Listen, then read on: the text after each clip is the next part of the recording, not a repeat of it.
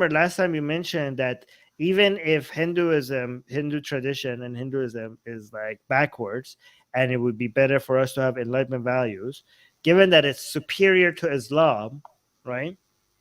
It's Yes. still better to push for that, and we can't, like, Enlightenment would be the ideal, but since we can't get Enlightenment, let's get Hinduism as the culture, right? That's what you're saying. No, I definitely want enlightenment, and the backdrop of the backdrop, which is the culture, should be Hinduism, anyways. But since right Hmm. now we are not getting like anything in the name of enlightenment, so I think the backdrop should be there, and in eventually with time when we get to enlightenment values, I will definitely support them. Like I even I support them now.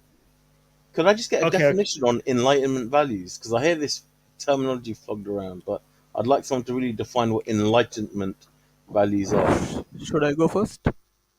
You go first. I have a specific answer to this, but you go first. Go on. Okay, so during the Renaissance, when the Greek philosophers and there was a cultural churn in Europe, and really good ideas came out of that period, which were like free speech and science. Well, the Enlightenment values in politics is like free speech, democracy, and things like that,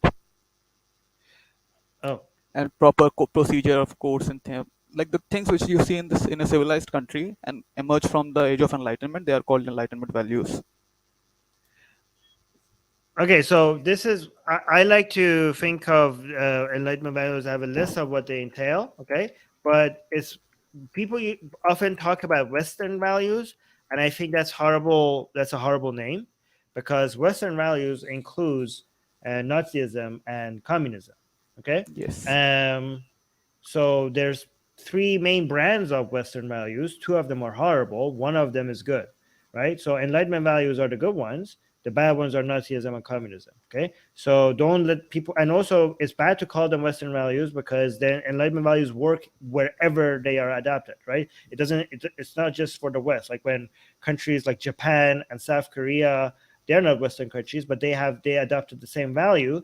Uh, and it worked for them as well. Any country that has these values as the main values that the country is run by sees an unbelievable amount of prosperity. Okay, relative to all the other countries that are betraying these values, right?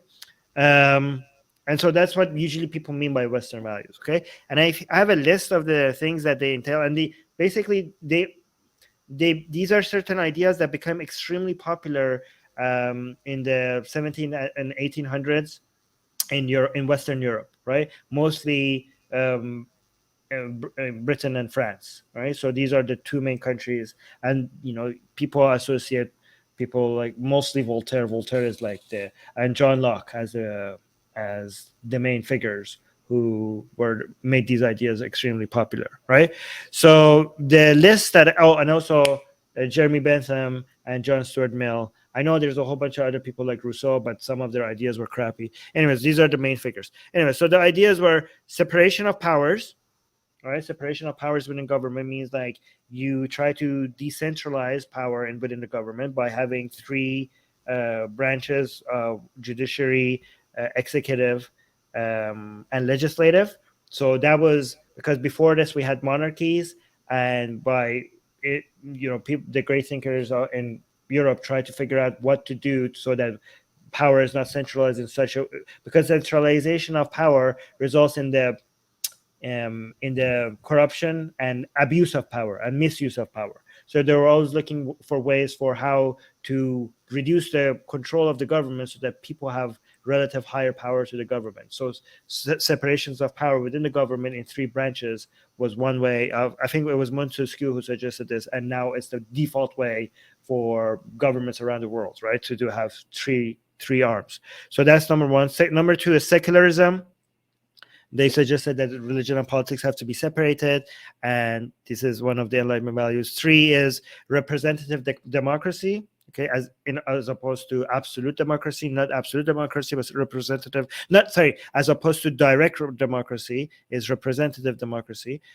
Free speech, free trade, respect for fundamental human rights and property rights, respect for the scientific method, freedom of assembly, respect for the rule of law.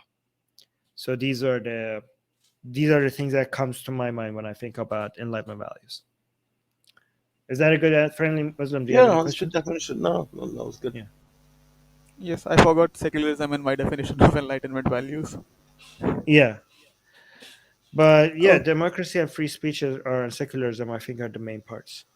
yes. So I just wanted to talk about the Muhammad Zubair's arrest.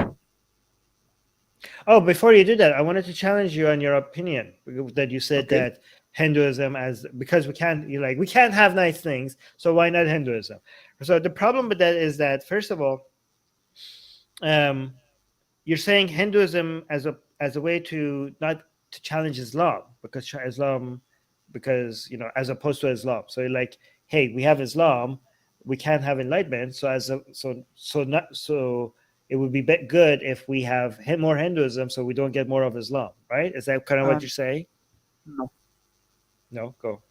Okay, Then so what? my point was that we are not going to get real enlightenment values. If we get like something from the liberal parties, it is going to be a very fake secularism, which will be like what was the name of the guy? John Rawls. John Rawls, plus a lot of hypocrisy and plus a lot of magnitude. That will be like the Indian liberal parties right now. They will give No, everything last to the time you said minorities. you said it's better than Islam, so why not Hinduism? That's what you said. Did I No. say that? If it comes to like Islam versus Hinduism, I will definitely choose Hinduism. But like Islam doesn't have like political mileage in India. Okay.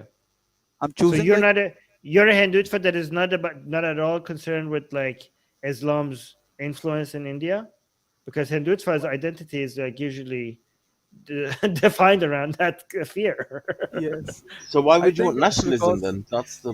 I'm confused. I think that's because the population of Muslims at the time of partition, hashtag not all Muslims, at the time of partition was like very much more in terms of percentage, and it was a result of that Hindutva came along to like unify the country and fight against the Islamic radicalism which was there, which was like in the Khilafat movement. I'd like to talk about that later, and So okay, that's why Hindutva focuses so much about like on the Islamic fundamentalism. But I think I follow Hindutva because of two things. One is because it is best in the market, and two, it is blatantly against caste. okay. The problem with Hindutva is that it's so anti. I mean, it's anti-Muslim in my opinion, rather than anti-Islam. Okay, but the thing is that, like, oh my God, look, Islam. Let's choose Hinduism, not Islam. Let's make this the dominant religion. It's not making Muslims in India were like, oh, okay, maybe we should choose Hinduism instead of Islam. Okay, like you're saying, like to people who say just like, okay, Enlightenment values are good and all, but we want to make sure India is dominated by Hinduism because we're scared of Islam.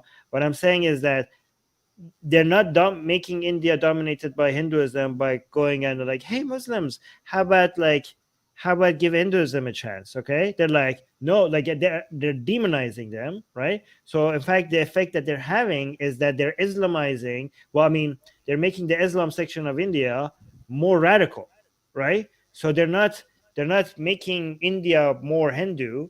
They are making the Islam part of India more radical. Do you know what I'm saying?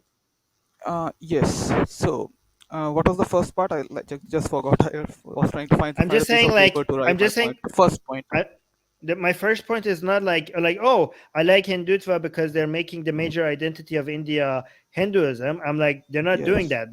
Not that many people are going like, hey, I was Muslim up until now, but Hindutva convinced me. Like, where are the Muslims who are saying that Hindutva convinced me to leave Islam and become Hindu? Do you know what I mean? Like, the effect that Yes. they're having is like the Muslims who didn't take Islam seriously are now taking Islam a lot more seriously. You know what I mean? That's the effect that they're having. Okay. So, point one, like about Hinduism being dominant in India. When I say I want Hinduism to be dominant in India, I want the Hindu culture to be dominant in India. Like, I would Yep, be but really glad if like is all the belief Hindutva in God. having is Yes. Hindutva okay? So not the Hindu belief, but the Hindu culture. Okay, but Yes. is Hindutva having that effect on India? Yes, of course. Like even Hindus were very divided. Like before all this happened, and they used to have their caste identities first, and then later the Hindu identity, and the cultural identity was like very far away. Like the Hindu cultural identity, which was there. They I used to go to understand that they're less divided. I understand that, but they're less divided because they're united in their hate for Muslims. they are united against their hate for radical Islam. That's okay. Well, I They're mean, calling all of Islam radical Islam. I mean, if you yeah. go on the feeds at the moment, every I mean, Muslim, in their view, is a threat. wait, friendly Muslim. They're calling not every all of Islam, because honestly, all of Islam, I agree, all of Islam is radical Islam. Okay, but my problem is that they consider every Muslim as a suspect. Like my problem is that they think every Muslim is a potential terrorist Uh, or but like the prime minister has many times praised Sufism as a culture, and has like two Muslims, one Muslim which is like the minority minister in his cabinet, and he has like never said that all the Muslims are bad. Whoever has said this is like a very like I'm loony guy talking from. about you cannot deny that this is a dominant way of thinking within Hindutva. Yes, some people do think like that. I agree, but It's not some the people, it's a dominant way of thinking within Hindutva. If you'd like to send me your questions for me to answer during our Q&As, become a patron. If you would like to have a discussion with me live on air at the end of the Q&As, become a YouTube member. Link to both is in the description. Thank you for your support.